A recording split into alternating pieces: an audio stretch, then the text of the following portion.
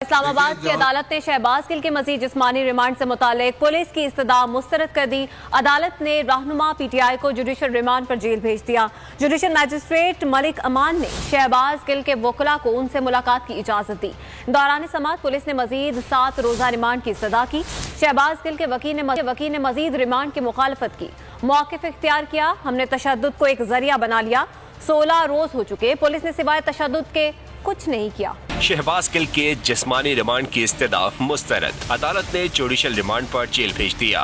वकला को भी मुलाकात की इजाजत दे दी गई। शहबाज गिल की सख्त सिक्योरिटी में सेशन अदालत में पेशी। पुलिस पीटीआई रहनुमा को 2 रोजा रिमांड खत्म होने पर अदालत लाई। दौरान समाअत इस्तदा की मजीद 7 रोजा रिमांड दिया जाए।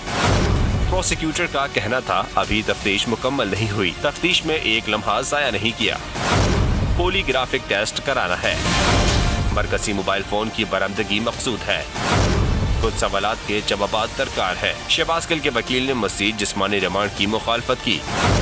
फैसल चौधरी का मौक़िफ था, हमने तशद्दुद को एक जरिया बना लिया।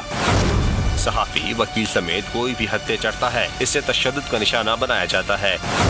शहबाज गिल प्रोफेसर है। पुलिस ने 4 दिन में 0 तफ्तीश की। 16 दिन हो चुके, पुलिस ने सिवाय तशद्दुद के कुछ भी नहीं किया। मुकदमे के खराज की दरख्वास्त पर अदालत आलिया ने नोटिस जारी किया हुआ है। अदालत ने दलाइल सुनने के बाद फैसला महफूज किया, जिसे बाद में सुनाते हुए इस्तदा मुस्तरद कर दी। मैं हूँ जैस्मीन मंजूर और आप मुझे देखेंगे सिर्फ बोल पर।